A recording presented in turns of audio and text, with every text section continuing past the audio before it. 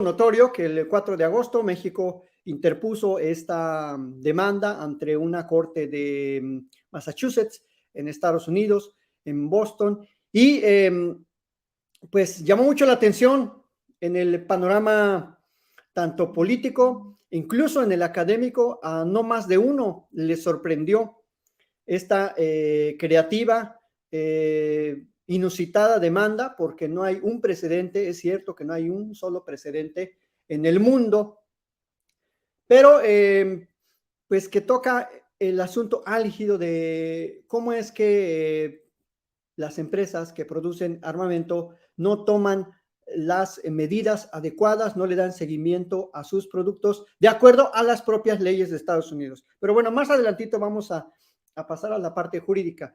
El 4 de agosto se dio a conocer esta noticia. El presidente habló a grandes rasgos de esta demanda, también el canciller, y el 20 de agosto se tuvo conocimiento que ha avanzado a una primera etapa ya de aceptación. Digamos que ya tenemos una aceptación de la demanda. Eso era pues bastante difícil, no es tan sencillo que una demanda de esta naturaleza se acepte.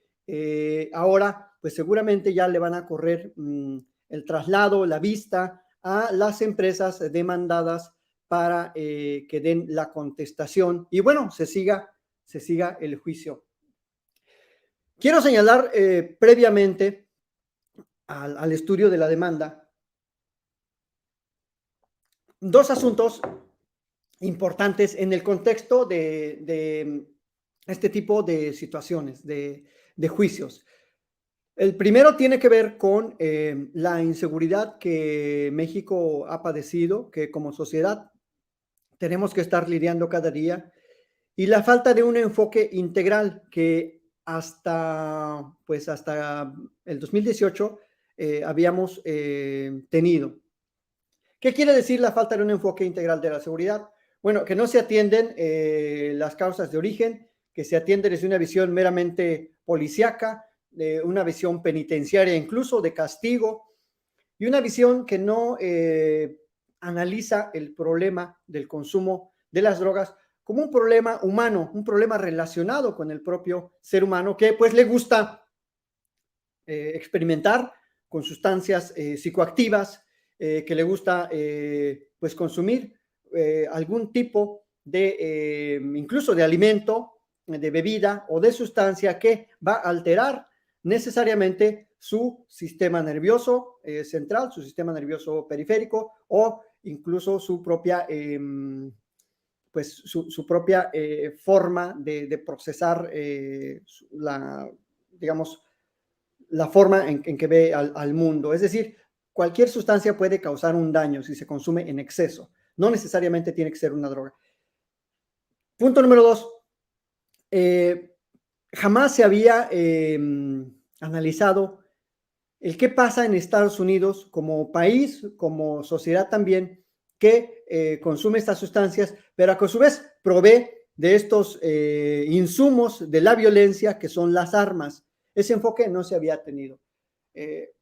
Por lo tanto, la demanda se inscribe en una estrategia más amplia que está teniendo el gobierno mexicano, que es una estrategia de largo plazo, es una estrategia lenta, que no necesariamente va a dar frutos en el corto plazo, quizás en el mediano y en el largo tendría que dar frutos, de mirar este problema de una forma distinta, empezando por inhibir la venta de armas y que los cárteles puedan fácilmente adquirir lotes o armas de forma masiva, como actualmente lo están haciendo en Texas, en California, en Nevada y bueno, y en todos los estados en los que estas tiendas, estas armerías facilitan esa venta masiva de armas a diversas personas que luego pues desde las trafican, las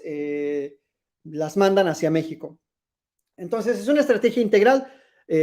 También ha tenido relevancia en este aspecto que las aduanas ahora están bajo control de la Guardia Nacional. Y bueno, es una estrategia compleja, lenta, muy criticada por algunos expertos en seguridad. Y bueno, en ese contexto de estrategia de seguridad se inscribe esta demanda. Es decir, algunos le dan una lectura meramente política a la demanda, dicen, bueno, no va a prosperar, pero se pone sobre la mesa a manera de debate la responsabilidad que tienen las empresas en Estados Unidos de darle un seguimiento a sus productos, de verificar a sus clientes, de verificar pues no solo a las personas, sino también el entorno de las personas, su salud mental o sus antecedentes criminales.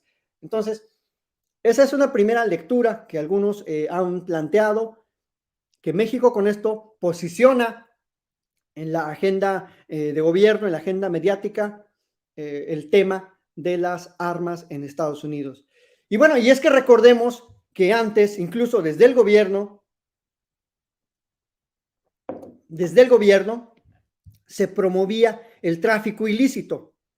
En la época del Calderón, pues se promovieron por lo menos 5 operativos, el más conocido es el de Rápido y Furioso, para aparentemente ponerles o tenderles una trampa a los grupos del crimen organizado en México, dándoles armas, poniéndoselas a su disposición.